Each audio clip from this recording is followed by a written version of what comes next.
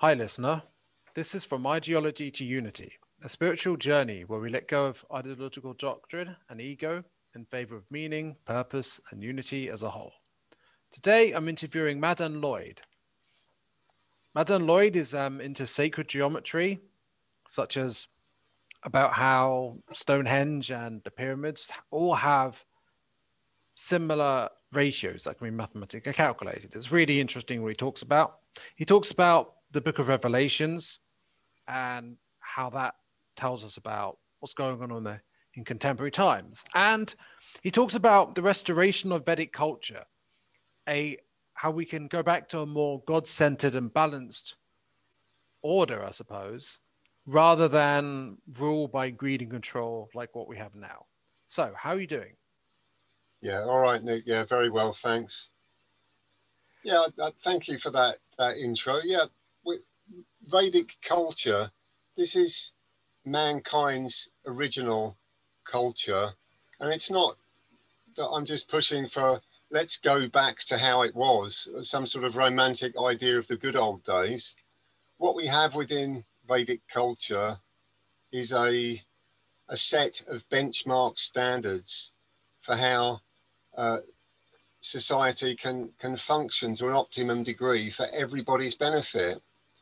So the model of Western civilization, which is basically godless, money-centered and competitive, uh, doesn't really benefit anyone, even the rich. If you take God out of the picture, straight away, you're into a less than human culture. So yeah, bringing back Vedic culture means, yeah, we can all live God-centered lives, but it's not an imposition. It's just a natural order of things. Some people might still be unsure about it because they might associate it like with Christian fundamentalism or something. And so when you say it's not an imposition, why is that? Because we, as individual conscious beings, we have a particular nature, which is something quite separate from the material world. We may identify ourselves with a particular nationality or a gender or a skin color or our occupation or whatever, but none of that has anything to do with who we actually are.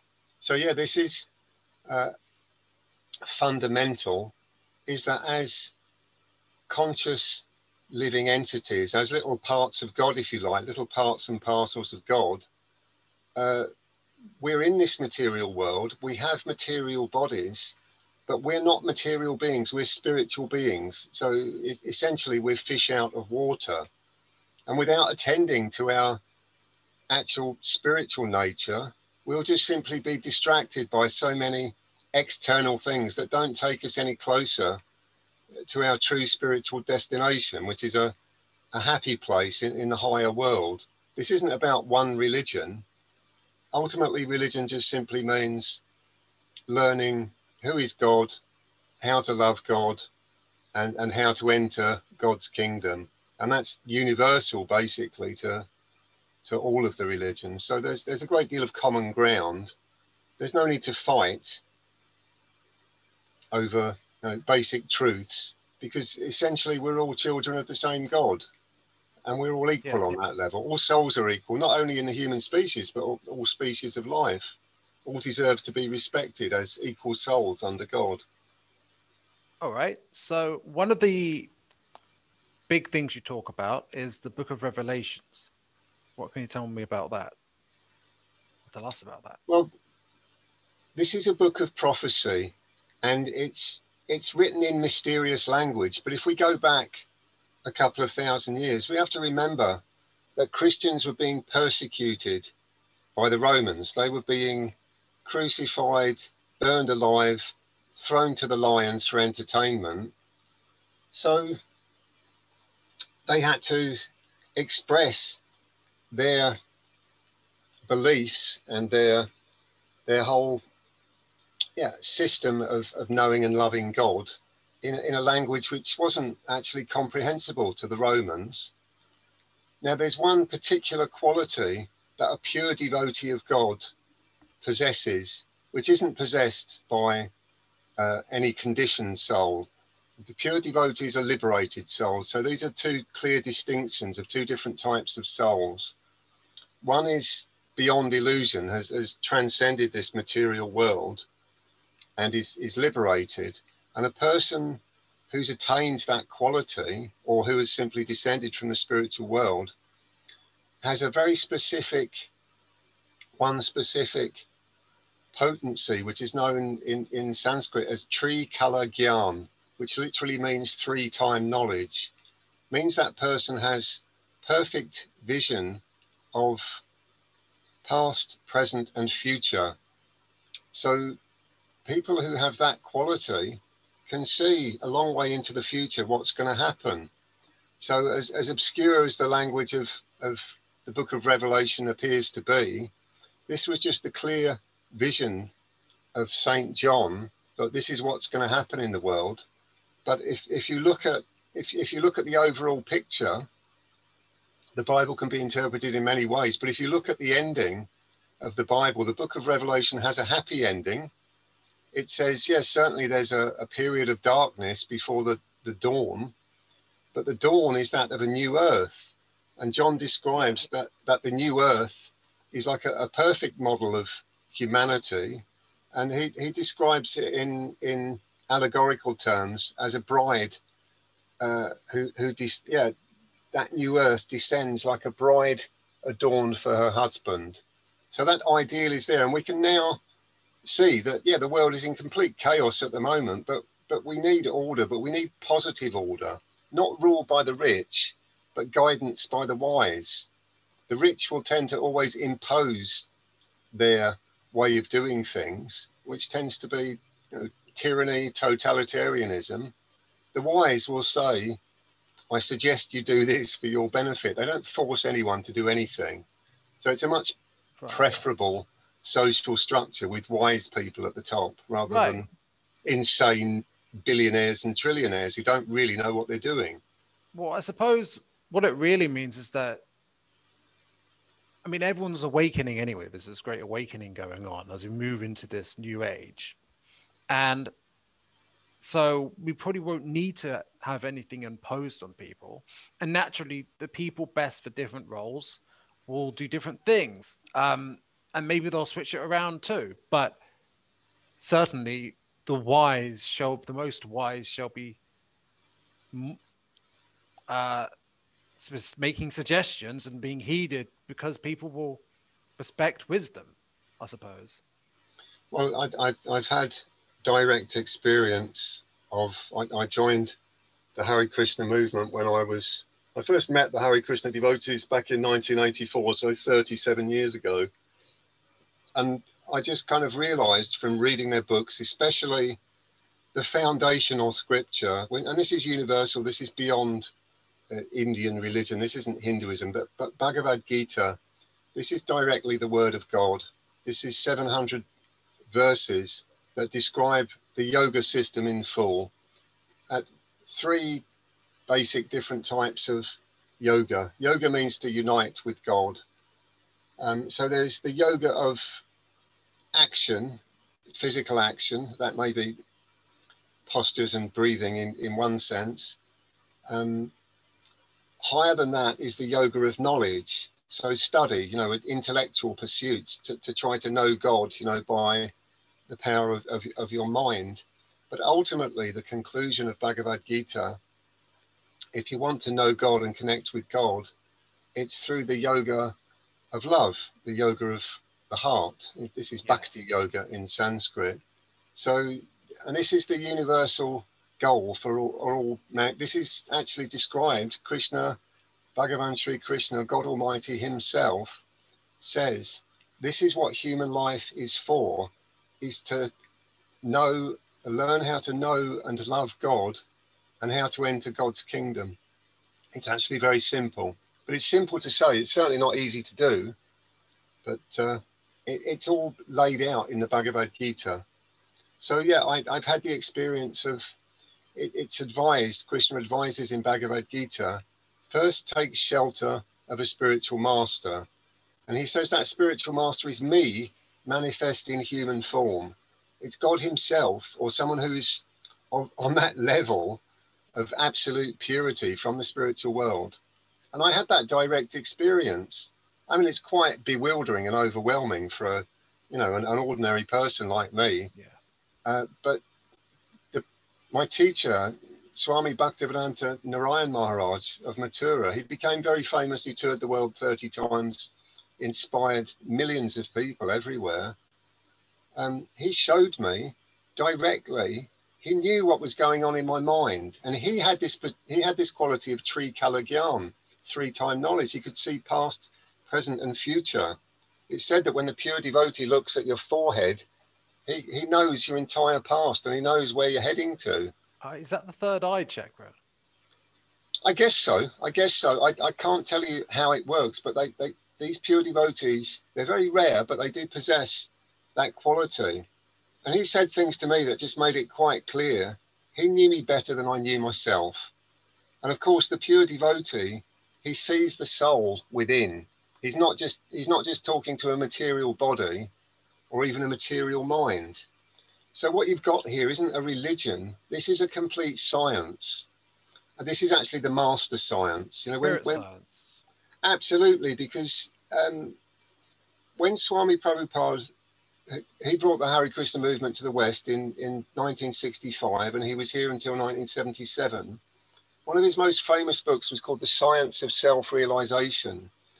But he said this is a logical presentation, and he said we must challenge this nonsense idea that life comes from matter. He said this is actually the opposite of the truth. The truth is that matter comes from life. He said if life could come from matter, why haven't some scientists, you know, combined the chemicals to demonstrate it? Because it's not possible. Because life itself is of love. It's of the quality of spirit, pure consciousness. Yes. It's not a material thing at all. God is life, and life is God.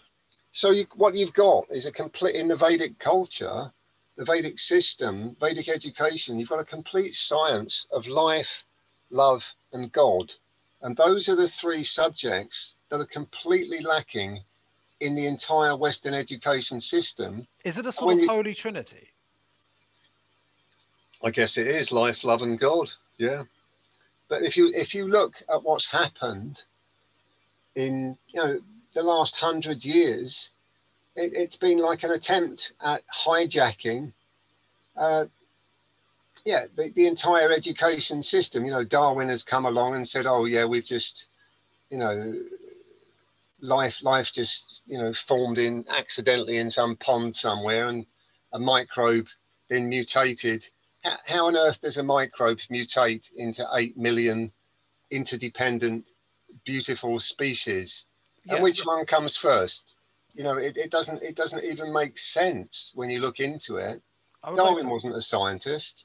He was putting forward basically an atheistic philosophy. And this is actually Western science. It's not based on observed truths. It's not based on honest experimentation. It's based on philosophy. We presume that there is no God, and therefore, you know, these are our conclusions. Right. So what you're describing is this materialistic, secular order that increasingly has been shoehorned into society by those with vested interests at the top, who perhaps don't want us to be in touch with the spiritual and the divine, because they want a fallen humanity who they can control for their own ends, right? And that's the Babylon Absolutely that they were talking about. In a sense, is Babylon the system as a whole, or is it a particular place? Well, at the time when the Bible was written, John referred to Babylon as a great city situated on 7 hills. Well, there's only one great capital city in the world situated on 7 hills, and that's Rome. So it was obvious, you know, he was talking in apocryphal terms, if you like, indirectly talking about Rome. But he used the word Babylon because it could be interpreted differently as some, you know, ancient city back in, you know, Mesopotamia or whatever. But he was actually talking about Rome. So what it comes down to, what it actually boils down to, if we accept the authority of the Vedas, what we have is benchmark standards for how a society should be run, social administration, wise people at the top, how to look after the land, protect the animals, keep everyone happy. You've got a perfect system there, but it's God-centered. But what is also defined, and this is in Bhagavad Gita, there's one chapter called The Divine and the Demoniac. And it absolutely spells it out 100% clearly. What is the divine mentality? Basically, always thinking of God, how to serve God, you know, how to live according to God's commandments and God's social structure defined in the Vedas. And you've got the demoniac mentality, is I don't want to serve God. I want to be God. I want to have absolute control and power and, you know, over everyone else. I want to be Lord of all that I see. It's a form of insanity, but it's a deep form of covering illusion or ignorance, if you like. So somebody may be very smart in terms of, you know, how much money they can generate, how much business they can do, and how much influence they can wield in the world.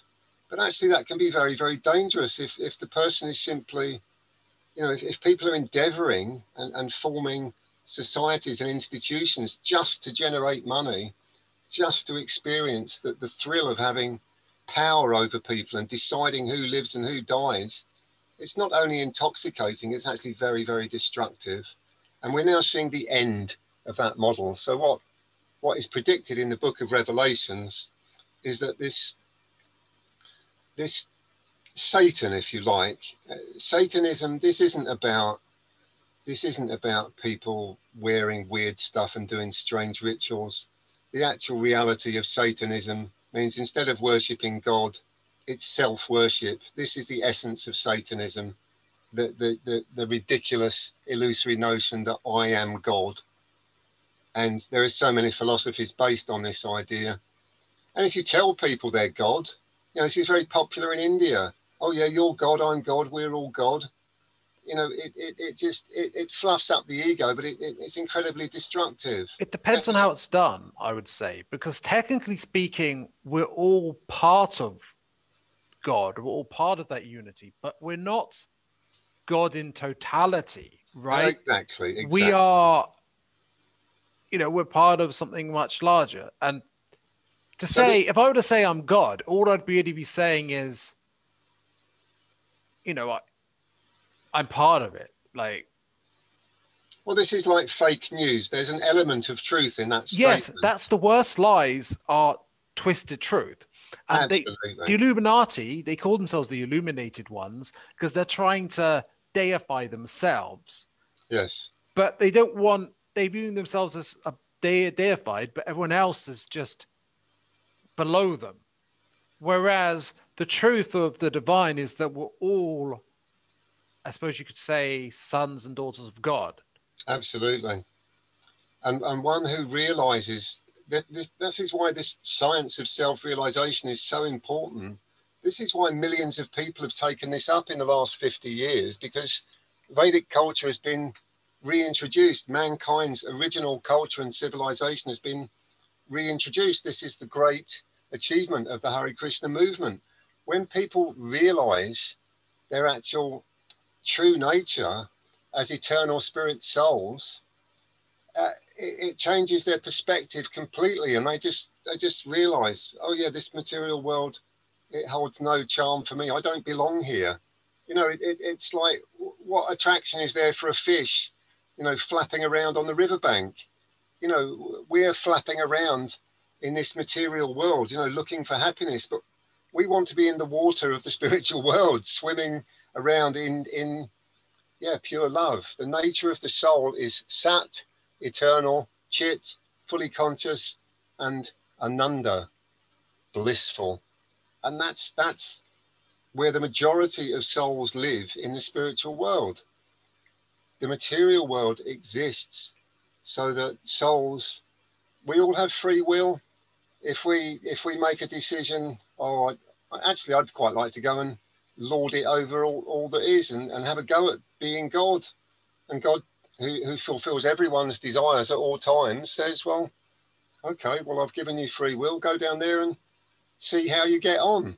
And the point of awakening is when we realize, I will never be God, I will never be equal to God, I will never have absolute power. I can see actually that it's better to serve God. And I've had direct experience of meeting people who've devoted their lives to serving God. And the most significant quality that I see in them is that they're happy. So is God all that is? Absolutely. So you're, in a sense, you are serving yourself, but all the other selves that make up one. In the science of self-realization, Swami Prabhupada says the soul is a little God. So it's like comparing the sun, if that's the totality, to a spark. Both have the same qualities, light, heat, it's there, but in a minuscule quantity in individual souls. Yeah, that reminds me of the Emerald Tablets of Thoth, the Atlantean, where it was described as a spark, or it can be a fire, or yeah. And it also reminds me of, I feel like, some talk about Vedic society, some might talk about Atlantis, and there are these various different ways of referring to what is essentially a global, highly advanced, highly spiritual culture that fell from grace because there were people who became prideful, maybe you could call it satanic, seeking power, seeking to deify themselves over others. And what we're seeing now is a return to that. Would you agree? Yeah, in one sense. Oh, to clarify, a return to what came before the fall, not, yeah. So so the Lord ordains that time runs in cycles. This is not just a linear progression from primitive beginnings. This is Western mythology. This idea that if we trace our ancestry back, we'll go back to apes, then we'll go down all the different species, back down to fish, insects, microbes, whatever. And the universe exploded into existence out of nothing 13.7 billion years ago. This is just arbitrarily made up mythology, which is dressed up in the language of science, but it actually contains no science. We are eternal spirit souls, and the purpose of human life is to learn to love God, to know God, love God, and enter the spiritual world, which any of us can do. And in the last 50 years, we've become fully equipped because Vedic culture is back in town. The Hari Krishna, last time I saw a figure, the Hari Krishnas have distributed 500 million books worldwide. What to speak of their influence on social media. Yeah. And if anybody thinks that there's any group of people that has absolute and total control in the world, that's just an illusion as well. Certainly there's some very rich people, most famously the Rothschilds apparently own all the banks, the Rockefellers apparently own all the drugs companies, and so many apparent powerful family, this, that, but none of them, it cannot be said of any individual that they own everything, because only one person possesses all wealth, strength, knowledge, fame, beauty, and renunciation. And those 6 qualities are actually the definitive qualities of God. He possesses everything in full. Would you say the existence of of Babylon or the Satanic Order, or whatever you call it, is actually due to people, whether they know it or not, consenting to that through just allowing it to be there and taking part in it rather than creating something new? Well, if we're honest, without looking outside at the evils of the world, if we're honest, there's a part of every single one of us that wants to be God, that would like to be masters of all we survey. We would like to be in charge and deciding, you know, who lives and who dies.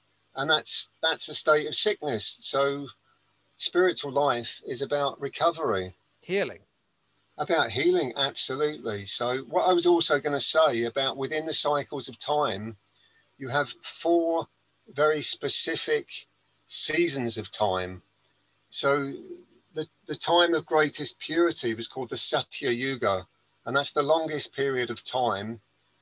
If you looked at these times as in proportion to each other, it would be something like 4, 3, 2, 1, and then that cycle repeats 4, 3, 2, 1.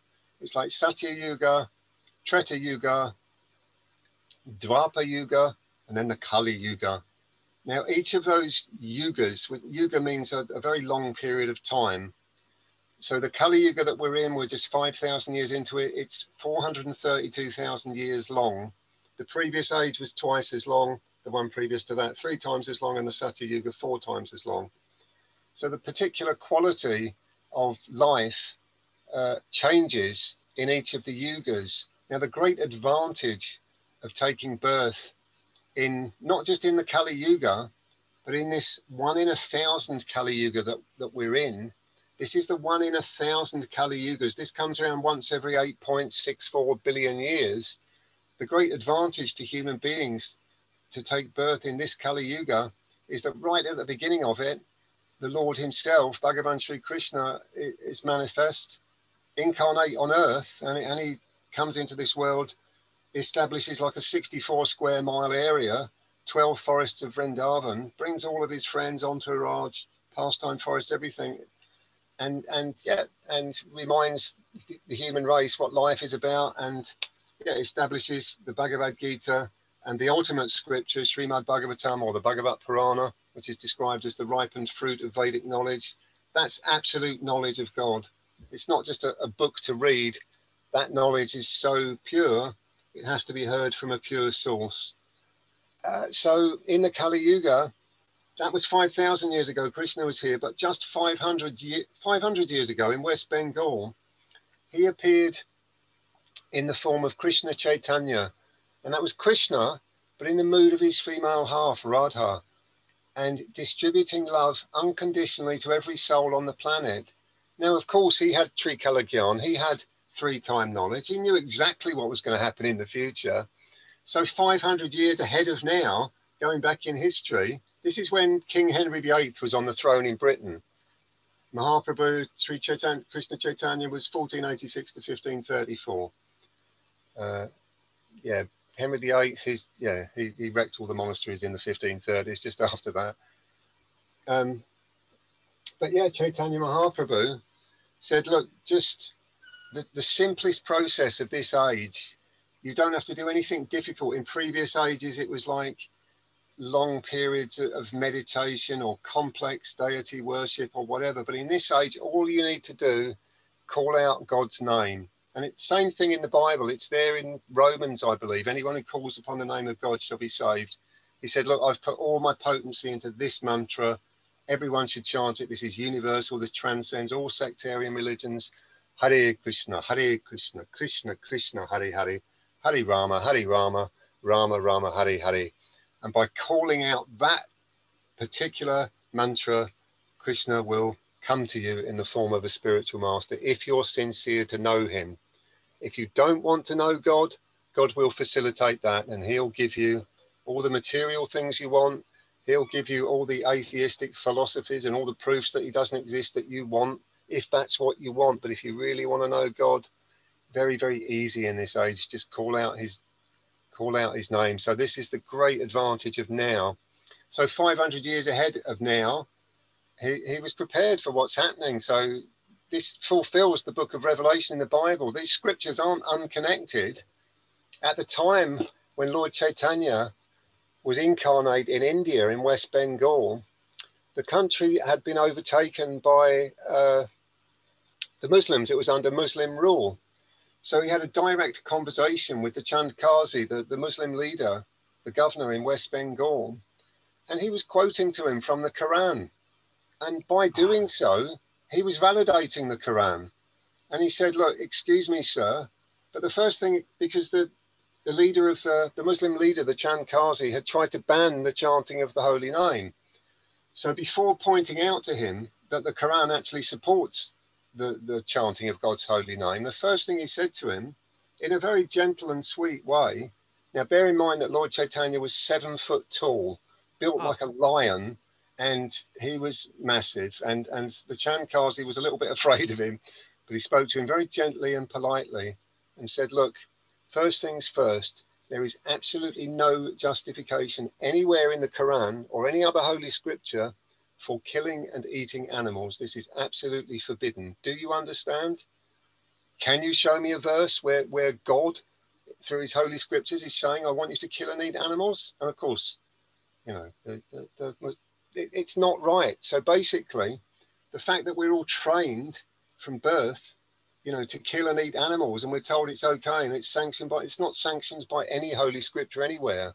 Thou shalt not kill. You know, it's this doesn't just mean people. This means don't do any killing at all, because it will destroy your spiritual consciousness. So, yeah, sorry, this is such a beautiful subject matter, Nick. You're very enthusiastic, and that's good. This has been my heart for 30 years, and this is what's putting the world to rights. So when people accept this universal message, this isn't about just one Indian religion. This is mankind's universal spiritual heritage.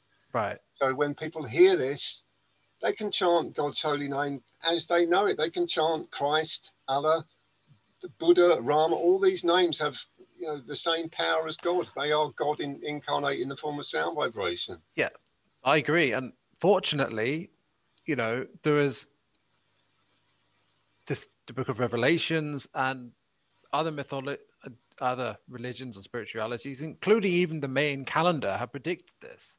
So, and the Egyptians seem to predict, you know, there are these different ages we have, right? And it's interesting how so much of these spiritualities or mythologies align in the overall message about it's more or less now when the new golden age starts. It's just a transition period, right? Yeah. And even these sites like Stonehenge, the pyramids, they've got this divine, the sacred geometry there as well. So what do you have to say about how that fits together? These are like megalithic calendars. So it's been observed with Stonehenge that you know it's like an observatory for the stars. You can make accurate predictions of eclipses when you actually understand the structure of Stonehenge. That's from the Station Stone Triangle. There's actually a Pythagorean triangle at Stonehenge, just around the circle, slightly larger than the two circles, which also reflects massive landscape geometry that's pinpoint accurate. So on exactly the same latitude as Stonehenge, you've got Lundy Island. So if you can imagine from Lundy Island, go direct north into the Preselles, where the blue stones from Stonehenge come from, and back down again, and you have a perfect Pythagorean triangle, which is something like 2,500 times the size of the triangle found within Stonehenge. I mean, this is reflecting a level of landscape engineering, surveying capability, mathematics, geometry, on a level of absolute mastery. It's quite clear, actually, whoever built just Stonehenge, these people were more intelligent than anyone will find in any university today. We're just beginning to scratch the surface. Yeah. And the pyramids are the same in that respect. Absolutely. And the Mayan pyramids, like there are these structures all around the world that it speaks, and also there are these ideas and their predictions. Like it speaks to me of like, well, a global civilization. I would call it. I'm more inclined to call it the Atlantis one. You're more inclined to call it Vedic, but it's the same thing. Well, you know, there's a clear description of a part of India that fell into the sea, and that was Krishna's city. Ah, Krishna's yes, there's Krishna's ruins city. found. Krishna's city was called this. I believe this is over on the west side of India, called Dwarka. And in that city, Krishna manifested his opulence to the highest degree. He had 16,000 palaces because he'd married 16,000 wives. And because he's God, he could expand into 16,000 forms and keep them all perfectly happy. And he had 10 children by each. And in doing so, he was, you might have noticed that, Indian people, there's a real purity in that country. Some of them, they're not the only beautiful people in the world, but some of the most stunningly beautiful, strikingly beautiful people in the world coming from India. Because, they 5,000 years ago, it's like he kind of reseeded the human population, to make sure that purity was maintained Well, that's in an India. interesting take. But well, purity is got nothing to do with race, actually. Those are just reflections of God's beauty, if anyone happens to be directly in that genetic line. But genetics have nothing whatsoever to do with the nature of the soul. Genetics are to do with material bodies. And they don't improve or increase or get better by mutation. Mutation never improved anything. That said, David Wilcock has done some research about how DNA is created from light, like even in like nuclear like chambers. But in any case, like you are right that the stark scientific portrayal of things just doesn't really do justice to the true nature of reality. And whereas in the past there seemed to be much more knowledge and wisdom, spiritually and otherwise. And so there's this principle in Hermetics of as below, so above, as so below. And I've got this sense that, so we've got all these false beliefs, these false egoic identities and lies to ourselves. And identities are all built on that. And we're conditioned in certain ways. And just as the Babylonian system is falling apart, really. Yeah. So our own, the bullshit that we are conditioned to believe in, like our own identities falls apart. We become purer as well. Yeah. Do you think that's all like aligned? Well, this isn't just the human story. This is God's stage. He's created this particular human stage for souls to ascend to the spiritual world. So he's created the whole universe, and it's in the Vedas. It's quite clear that the universe is fully populated. On the higher planetary systems, the demigods live. On the lower planetary systems, the demons live. People with a demoniac mentality, and it's said that on the higher planetary systems, those places are characterized by complete harmony with nature, and in the lower planetary systems, they're characterized by lack of vegetation, cities, everything's kind of like concrete and electricity and electronics, highly sophisticated, but very far removed from nature. And when you come to the middle planetary system, you've got Earth right in the middle. So the demons and the demigods come to Earth to fight it out. And they literally come here to fight it out. This is what Tolkien was talking about, in terms of Middle Earth. We may be small. Yeah. We may be small and weak human beings. We may be somewhat like little hobbits, but actually we're the ones who can go all the way to, fulfill the mission that neither the elven demigods or the hellish orcs can achieve. Yeah, and it's interesting that if you look at the Silmarillion, the orcs used to be elves anyway. Oh, really?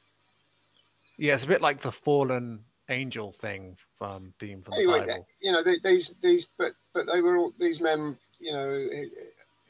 he was also Tolkien was also friends, I believe, with C.S. Lewis, you know, who wrote the Narnia Chronicles. I think they were members of the same writing group. Yeah, Was it the I've Ink heard that. Pot or something up at Nottingham, something like that. Anyway, but yeah, they're both, you know, of course, Aslan is there in Vedic culture, the god and the Christ figure. Well, in Vedic culture, they have Nishingadev, the lion god, and he's fierce to his enemies and very sweet and gentle to his devotees. So, you know, you have that figure there.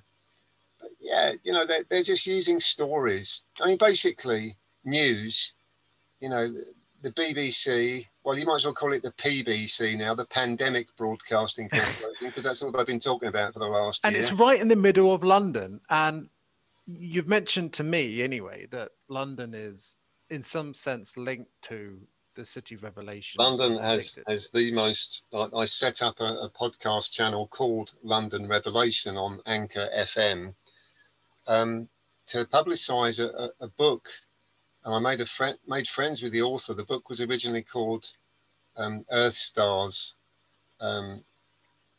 London.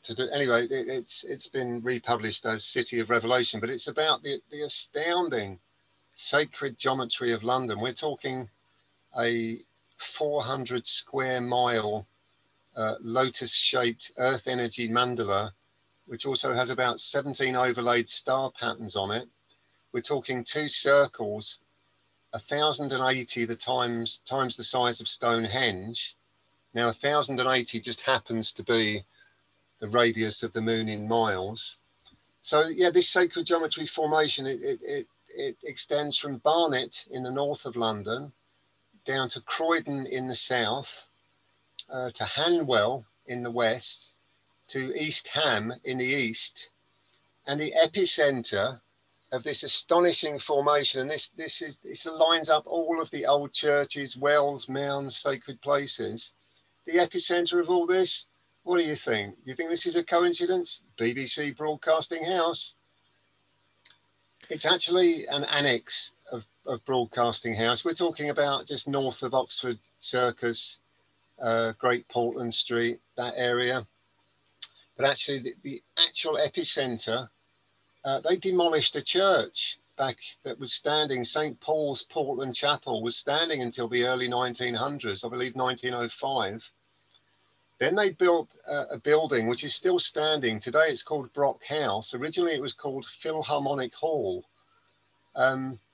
Now it's been my vision for a long time. Funnily enough, the building has just been refurbished. And when I looked into it, who owns it now? BBC sold it off. Who do you think they sold it to, Nick? The Rothschilds. You got it in one.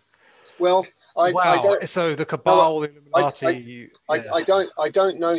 I'm actually looking at it. It's on my. Funny enough, it's on my laptop desk.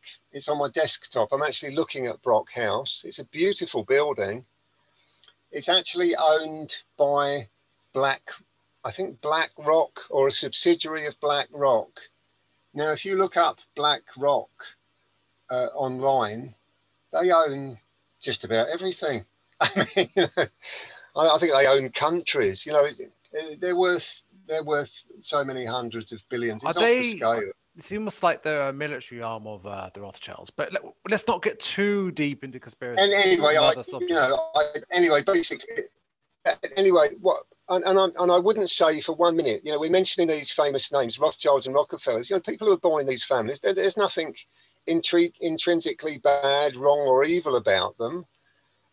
You know, it can be a great advantage to you. You know, it's said that in devotional life, if you don't succeed in this life, you'll get the advantage of being born, you know, in a wealthy family in a future life, so that there's no obstacles for you to do, you know, do your spiritual practice. Of course, it's very, very distracting if you're surrounded by, you know, country estates and swimming pools and fast cars and stuff. You probably wouldn't, if you want to serve others, you probably don't want to grow up in a family which seems to be committed to what you could call the satanic or Luciferian, whatever you call that negative, the I think self-deifying. I mean, you know, we know that nasty stuff goes on. There's an element of people that do, you know, nasty blood rituals and stuff. We know that that's there, but you know, I was going to say there are four defined obstacles or disadvantages in human life, and those four disadvantages are high birth, great wealth, high education, and beauty. Now, aren't those four things what people aspire for in the Western world? Oh, So I would love to be an aristocrat. I would love to be rich. I would love to be educated at Eton and Oxford, and I would love to be handsome and beautiful, and everyone would adore me. But those four things, of course, the actual effect of those four things is they expand the ego. Oh, if I'm we so allow it, cool. though, we don't have to allow it to affect our egos. We don't, but you know, it's more distracting. You know, it's easier to be humble, if you like, and humility is the great ornament of the Vaishnavas. You know, the eternal servants of Vishnu. You know, God's devotees. Humility, it's actually essential. Lord Chaitanya, there's a beautiful verse. He only left 8 verses in the world, and I'll just quote one very short one. Trinadapi Sunichana Tarodapi Sahishnana Amanina Manadena Kirtanyaha Sadahari. And he's saying that if you want to chant the holy name of God effectively, you need to be humbler than a blade of grass and more tolerant than a tree, and to want no respect for yourself and to give all respect to others. These are saintly Vaishnav qualities. I mean, that's a very, very high thing to actually develop those qualities, but that's what you get. The founder of the Hari Krishna, Swami Prabhupada, he wasn't out to become big and famous. He was putting all of his devotees forward, and he was just an extremely humble person. But he was like the most powerful man. He was actually the greatest scientist of the 20th century. And my spiritual master was his closest friend, Srila Bhaktivedanta Narayana Maharaj, and just followed in his footsteps.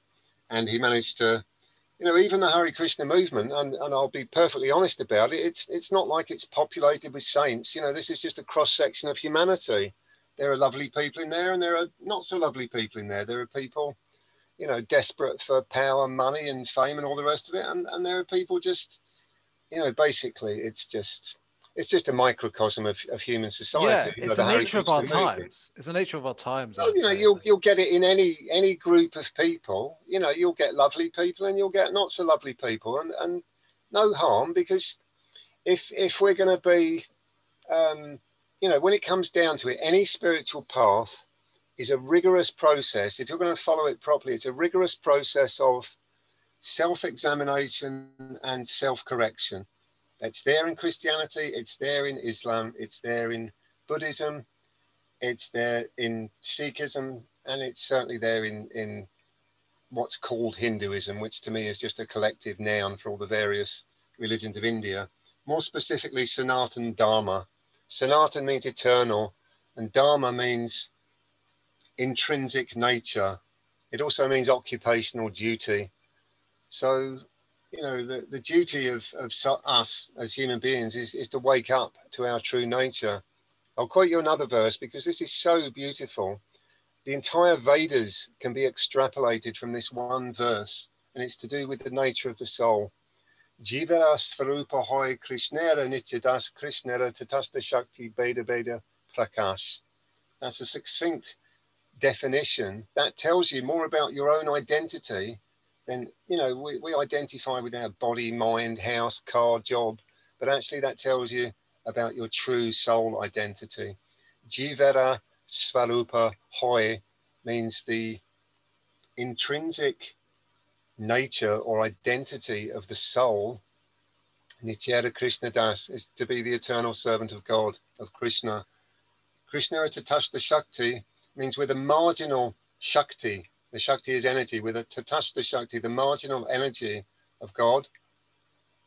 Krishna Tatashta Shakti. Beda Beda Prakash, and thereby Prakash manifestations, bed abed, both different and non-different from the Supreme Lord. That we're different from God in quantity, but actually we're non-different in quality, like sparks of the sun. So that beautiful, every school child should be taught this, because it's got nothing to do with religion, everything to do with the science of self-realization. Know yourself. Right. I would say, so the BBC is at the center of London, and this, in a sense, symbolizes Babylon as a whole, the overall system that's been established. And it's a source of propaganda, essentially, the Yeah. BBC. And not just the BBC, but the whole system is all about the vibration, the sound, the vibration, the language, communicating essentially the opposite of light, truth, energy, the frequency of love, right? But as we get more and more of that love frequency, as we come into this new age, inevitably the darkness retreats before the light. Absolutely. Well, the thing is, you can't prevent a sunrise, can you? Yeah, the fact is the sun is going to rise over the eastern horizon. What happens with vampires? You see it in films. Like, it's like they have to show the truth, even though it's not enough. In a sense, you could say, like, well, if they're energy vampires, right? The elite, in a sense. And vampires in the movies, the light always burns them. So, well, the light is returning, and all the lies and everything they've built, it's collapsing. And yeah, you could compare Western civilization to a massive room with east-facing windows, and the civilization, you could compare it to a great big thick pair of curtains. And we're all inside the house, scrabbling around in the dark, thinking, well, hang on a minute, why is it dark in here? Surely we've got so much knowledge. The human race has never had so much knowledge at our fingertips. We've got the absolute perfection of all knowledge available to us. You only have to Google Veda base, VEDA base, Veda base, and put in any key word, and you've got access to the wisdom of the universe. And all we need to do, Nick, is just draw the curtains. Yeah, we get these little hints of light coming out. Hold up, wait a minute. First, you get awareness that there's something more, because all you've ever known is that darkness. And then you're like, okay, I'll open it a little bit. You're like, oh, wow, it's amazing. And you open it up more and more. And then eventually it's like everyone goes outside. Well, right? This is exactly. And this is what was being more than hinted at in the classic Wizard of Oz story. Or Plato. It was just some old guy with a megaphone behind the curtain, wasn't it? It was terrorizing everyone, because he was the great and mighty wizard. And in fact, he had no real power, but people just bought into it. So yeah, basically, if the BBC is the most powerful broadcasting entity in the world. Whoever dominates the airwaves basically runs the country. So I have a question. The collapse of Babylon and the rise of love, how long is this process going to take? Well, let's not be looking, to the BBC News, for any announcement. Yeah. Because it ain't going to happen. It's not going to, your TV or your radio or your newspapers are not going to tell you that it's happened. The fact is, it started happening, 50 years ago. And it's not that Swami Prabhupada and the Hari Krishna movement are unique. It's like the whole world was waking up. When Swami Prabhupada arrived in New York in 1965, the kids there, the youngsters, young students and that, they had everything material, didn't they? America, very, very rich country. But, they didn't want to go to war, did they? Didn't want to go to Korea and Vietnam and all the rest of it. Why do we have to send our children to go and get killed in a foreign country, you know, to achieve what? You know, so they were rebelling against it. They were growing their hair long and, you know, smoking pot and dropping LSD and listening to, you know, wild music, and what was 1967, or was it 1968 or 9, the Summer of Love, Woodstock? It was just all about love, wasn't it? Let's get back to love. As Joni Mitchell sang famously her Woodstock song, let's get back to the garden. So that's what was going on already in the 60s. That inclination was already there. So, you know, if you look back in the last 50 years, the rate at which yoga, vegetarianism, veganism is all caught, it's been massively, you know, these are signs of the time, aren't they? That these people do these things because they work for their health and their happiness. You know, I was a meat eating, you know, lager lout and until I was until I was you know, 25 and met the Hari Krishnas, you know, and I stopped eating the meat and all the rest of it because they just showed me a better way. And I just thought, oh yeah, to get high and be happy without having to depend on stimulants and substances, and you can, you know, not only be healthy on a vegetarian diet, you know, if you do it right, you can be much more healthy. So, you know, I'm 61 now and I'm fit, you know, I'm a gardener, you know, I go out and cut people's lawns and trim their hedges and all the rest of it. But, you know, I'm great. And a lot of people my age, they're finished because they spent their lives drinking, smoking and chomping on bits of dead animal. You know, these things are terrible for the human health. You know, what do they tell you to give up if you don't want a heart attack? Red meat. And Krishna says, if you're going to eat animals, if you really, really must, do not eat cows because it really upsets him. He's an eternal cowherd boy. He loves the cows. That's an argument. Oh, wow. No, okay. But the cow represents Mother Earth. So, you know, how we treat the cow is a direct measurement of our quality of our relationship with Mother Earth. And then you only have to think about slaughterhouses and McDonald's and all the rest of it. And these things, what's behind those things, this encouragement, you know, these aren't essential goods. Have you noticed, you know, through this lockdown that they don't shut off the alcohol? You know, do they? You know, you can't buy toys for your kids, but oh yeah, you can still go out and get 500 tins of beer and whiskey and all that. What use is that? How is alcohol essential? It's actually just poison. It depends on what you want. If you want people to lower their frequency, it would be important to allow people to have access to that. Exactly. So, you know, this is all coming from a demoniac mentality, which is perfectly described in Bhagavad Gita. When it comes to, I do think that eating less meat or quitting eating meat might help, but I think that naturally, as this awakening progresses, people will start changing their diets naturally. For me, the spirituality comes first, and then the changes in the outside life. Anyway, you know, I happened to meet the Hari Krishnas, who are famous vegetarians, and they, you know, I read their book, The Higher Taste, and it convinced me. I just thought, yeah, actually, I don't, you know, not only do I not need this for my health, but it's actually detrimental for my spiritual progress. Well, I'm glad it works for you. But that's why it's "Thou shalt not kill" has been written in the Bible for 2,000 years. Well, Jewish law 3,000 years. No, it's an important principle. It's best not to do it. Okay.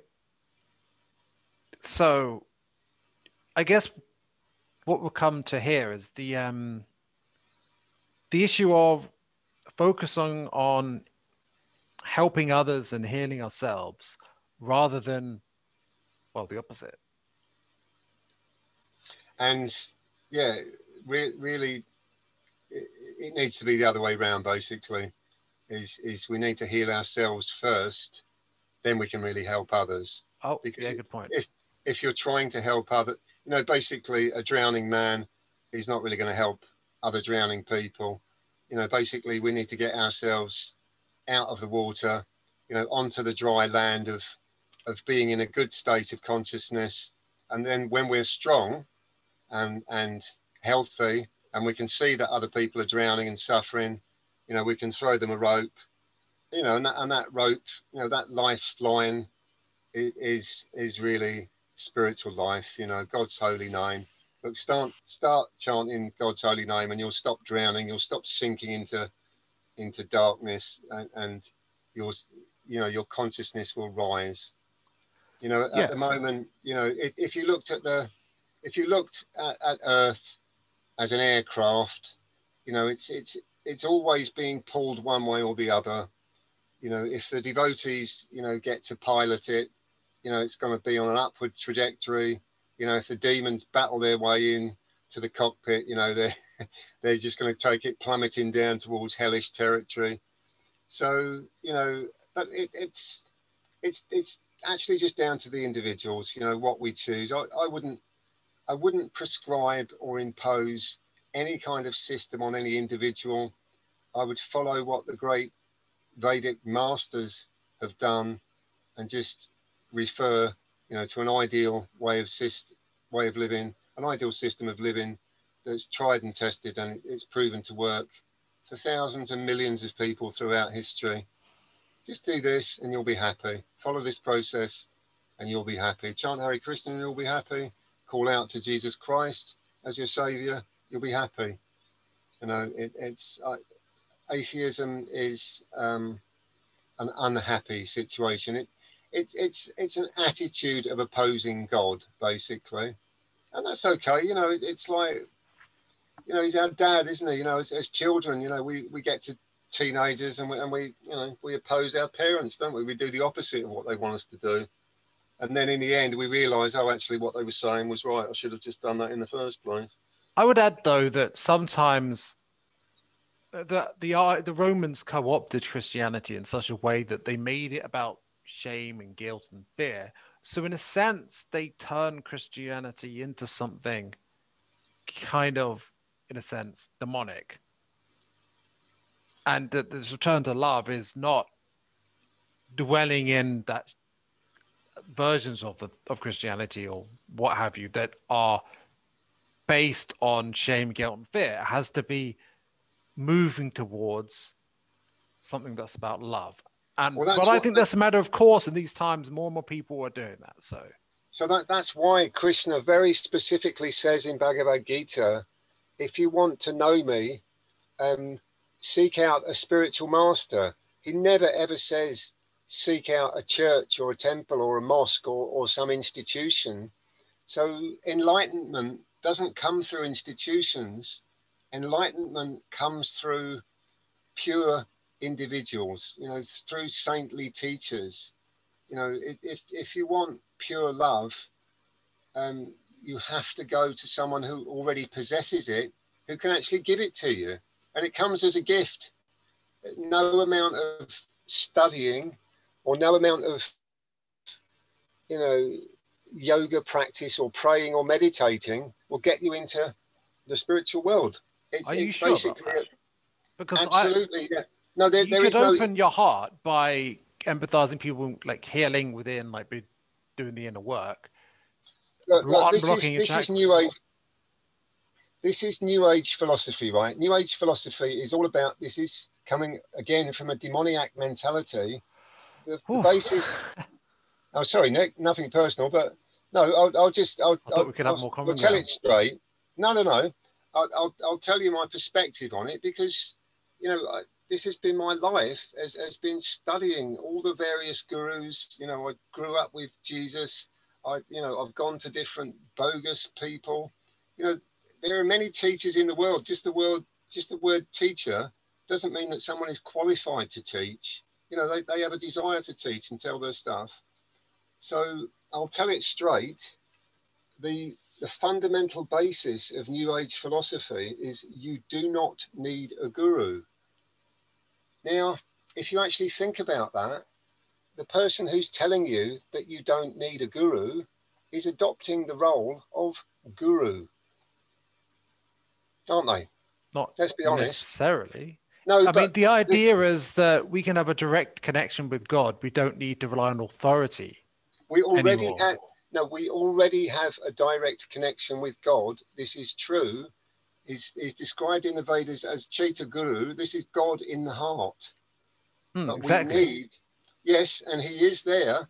But you know, can you converse with God in your heart? Can you have a conversation with Him? Can you be quite clear that Not yet. if you speak to God in your heart and you ask Him a question, can you be quite clear that what comes back into your mind is actually the word of God, or is it just the answer that you want to tell yourself? Well, that's what faith and trust are about.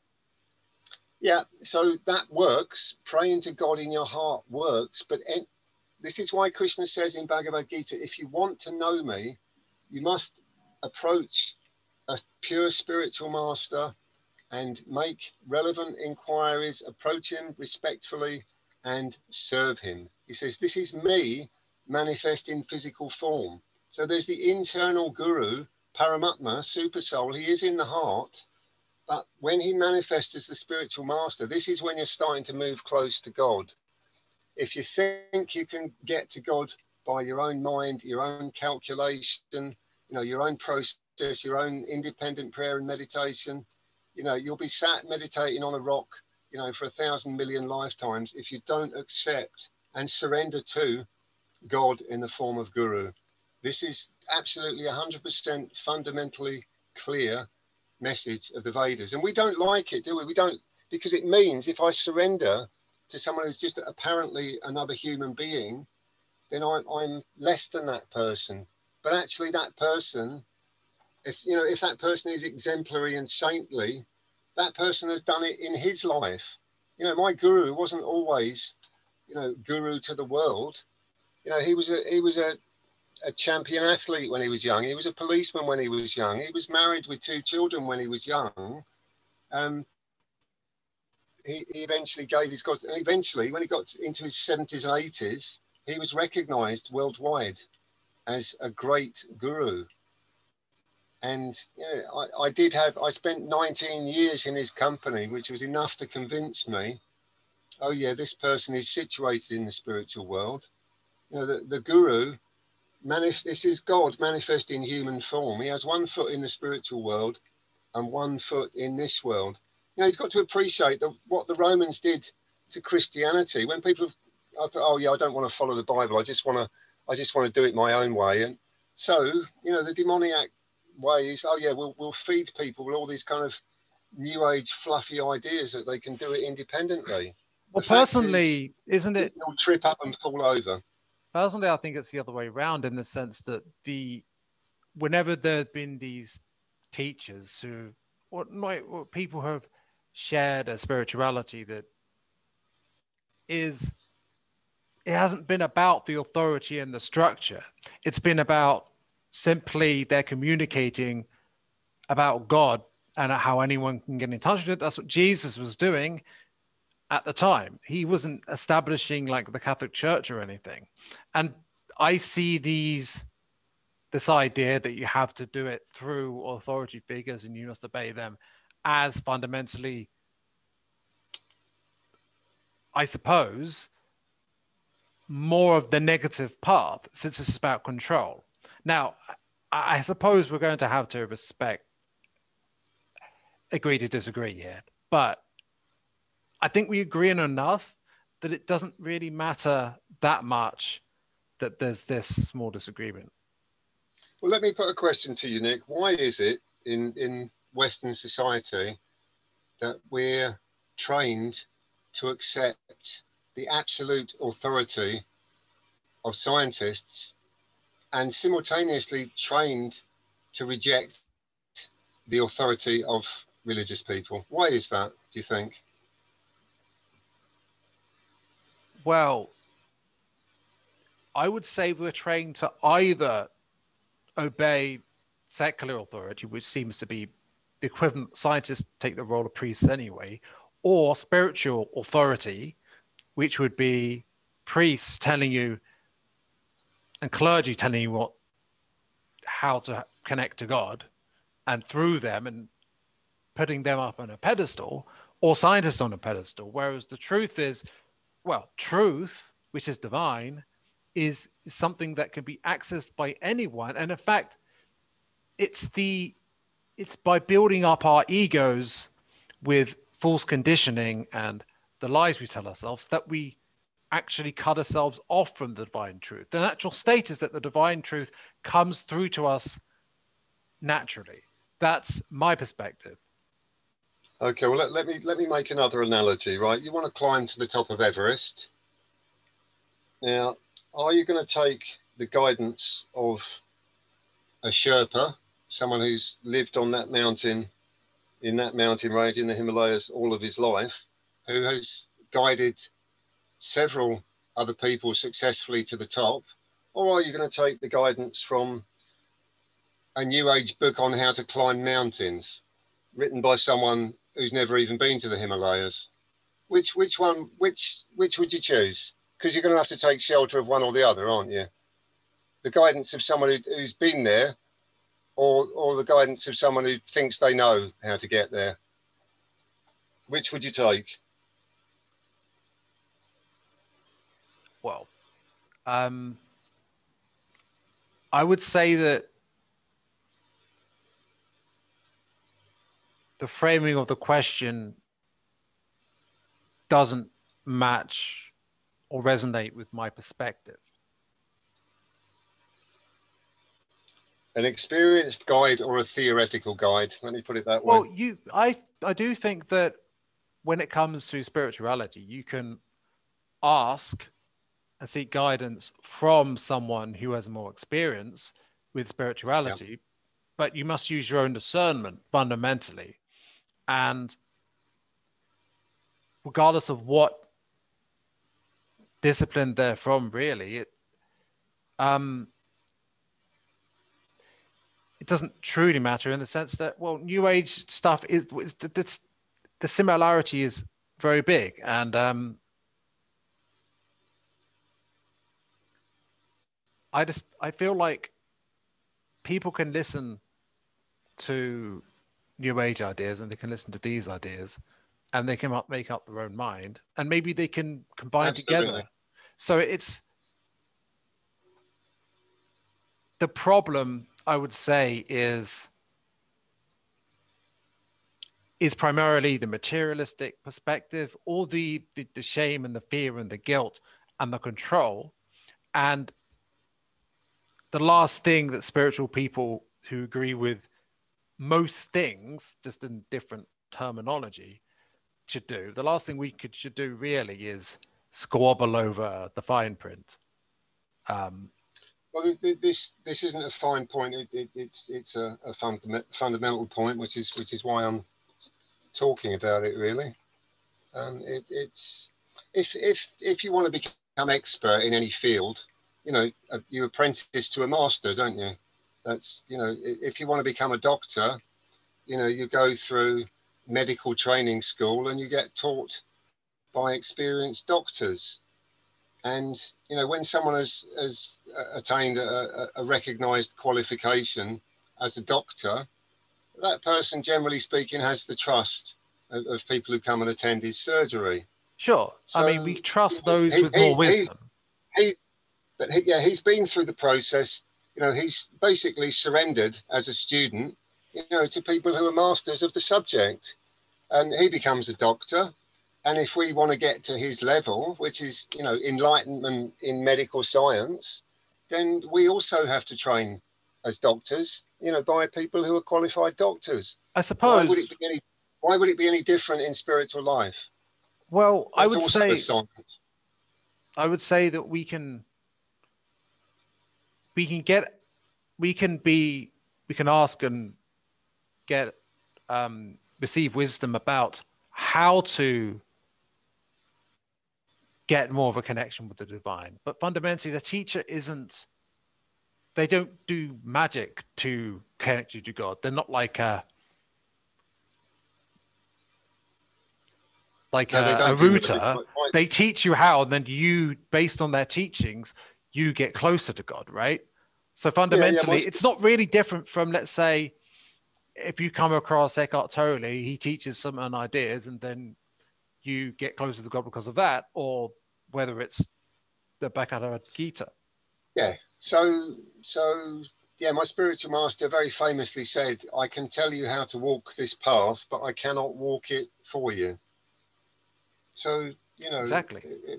he's not carrying us there.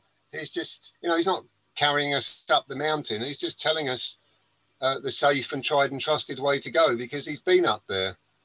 If you try to go up Everest independently, you'll end up, freezing to death or falling down a crevasse or whatever, because it's not an easy mountain to climb. And we are talking about, the very highest mountain to climb is the ultimate purpose of human life, is to get to the spiritual world.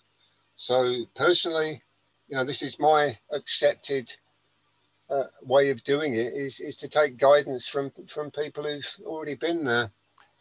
Okay. Guidance. Uh, I still if have you're to to climb the say, mountain. yeah, I mean, I would agree with the idea of going for guidance from people who have already awakened. But the thing is that guidance is already widely distributed. And so we can do our own research on that and try to enact these methods. But I feel like we've come But but to, okay. but there is a unique quality of actually connecting, or having a personal relationship with a spiritual master, is that when you have, we all have unique obstacles and individual difficulties. To someone whose intelligence and consciousness is covered, to ask a question to someone who can see everything absolutely clearly, and they just give you individual guidance and instruction, that's priceless, because it's not exactly the same guidance in the fine detail. What someone would say to you, you could ask the very same question to a spiritual master. You and I could ask the very same question to the very same spiritual master, and he might well give us completely different instructions based on his understanding of what we need to do, and how we need to learn.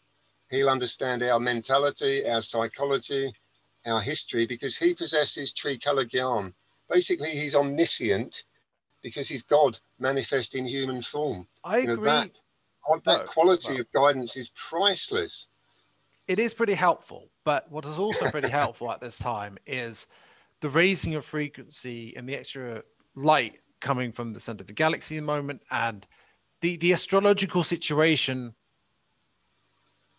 and everything aligning at the moment to greatly aid with awakening, to such an extent that, because it's the end of the dark age essentially in the beginning of the light age, I would say because of these circumstances we no longer need to depend upon a spiritual master to do it, whereas back in the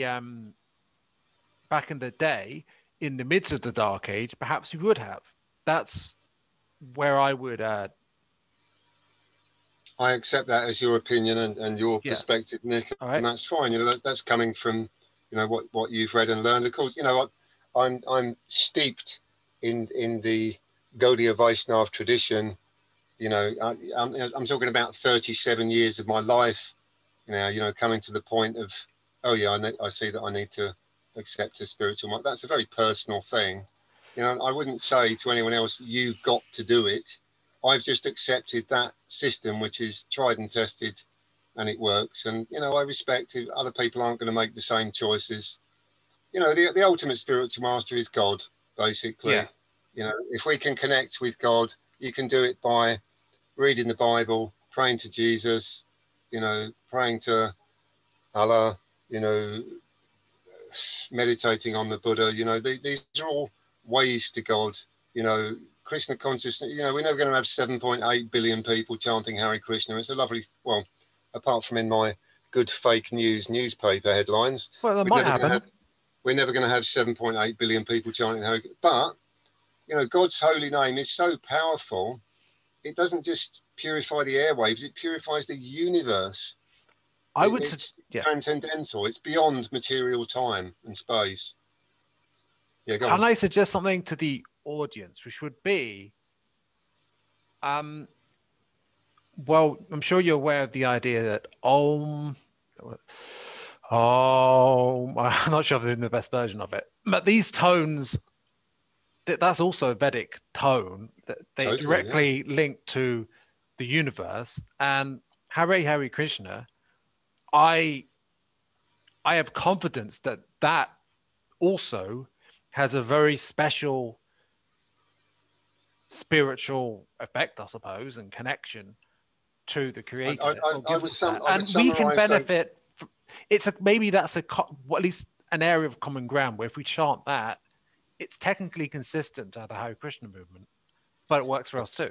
I would say, those two specific mantras, and these are two immensely powerful mantras, that the Om connects us with the impersonal, all-pervading aspect of God. And it definitely does that. This Om Thank you. is an extremely powerful mantra. So that connects us with the impersonal aspect. Hare Krishna, Krishna Krishna, Hare Hare, Hare Rama, Rama Rama, Hare Hare, has been given directly by God incarnate 500 years ago as Sri Krishna Chaitanya. And he says this will connect us. Hare is a direct call to the goddess, or God's energy, if you like, the female half of God. And this is a secret that I can confide in you and to whoever's listening of the Hare Krishna movement, is that we all aspire to become servants, or maidservants, if you like, of the goddess, because the goal of spiritual life is to please God, and his female half, his beloved, she gives him the ultimate happiness. So we aim to get on her team, if you like, to make him happy, to increase his happiness. And so some people try to make a direct relationship with Krishna, just Krishna, Krishna, Krishna, but actually that doesn't please him as much as people coming through his devotees. And of course, she's his topmost devotee, but she's not only his equal. This is the philosophical perspective, if you like, of the Hare Krishna. She's actually his superior. He's subordinate to her. He has parents. He's subordinate to his mum and dad because he likes it. If you can imagine how boring it would be to be God and to have everyone just bowing and falling at your feet all the time, he's got people who are equal to him, friends. He's got people who have a parental mood. He accepts them as his superiors, and he has lovers, and that's his. But this has nothing to do with the mundane, sex dealings of this world. This is pure love. The Right, spiritual world is all unconditional about love. pure love. Yes. There's no self-interest. Which is why he has more than one wife, because he doesn't his love isn't made limited. And it's not just about carnal things either. She expands all souls. So all of the wives and girlfriends and gopis and beautiful, female personalities in the spiritual world, they're all transcendently beautiful, but they're all expansions of Radharani. And she expands into all those different personalities just to increase his pleasure. And ultimately, we're all, because we're in the category of energy. He's the energetic source. We're the energy. He's the creator. She is all of creation. So we're in the category of, he's the masculine energetic source. She's the feminine energy. So as particles of the female energy, all souls are intrinsically female. And that's really interesting. That should please a lot of feminists, shouldn't it? Oh, well, I don't know. Unfortunately, they might not listen, but no, of course, that's a very interesting perspective. It's not my opinion. This is the Vedic perspective. That there's only in one my male. perspective, it's an interesting perspective. I find it interesting. That's what I mean to say. On the plane of reality, there is only one male, and that is God. And of course, he expands. So there's many male forms in the spiritual world. The ultimate male form of God is Krishna. Then, below him is Vishnu, and then below Vishnu is, Shiva and Brahma, the demigods, and then below their level is individual jiva souls like you and me. So above the level of the masculine and the feminine deities, are they one in a sense? And there's no word for that. Oh, they're one soul, two bodies. You know, What's they're the name of that inseparable. one soul? Well, they're Chaitanya or Gauranga means gold. Gaura means golden. Gauranga means golden body. So that Radha and Krishna united to come in the form of one personality. It was Krishna, but descending in the mood and with the golden complexion of Radharani. Krishna's Ah, original color is like the color of a dark blue rain cloud. So yeah, so just simply Gauranga, Chaitanya. You know, this is one personality who's fully God, fully the male and female aspect of God combined.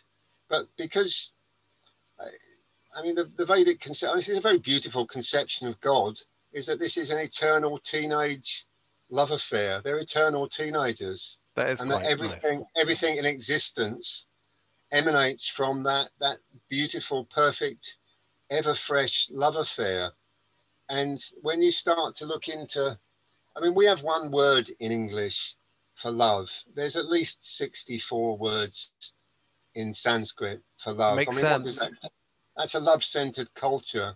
I And there mean, are aspects when you hear about Radharani's love for Krishna and Krishna's love for Radharani, when they see each other, their love, it's one aspect of their love for each other. It's like every time they see each other, and they see each other every day, she comes to, you know, cook at his house. They meet out in the forest and they play with their friends and this, that, and the other.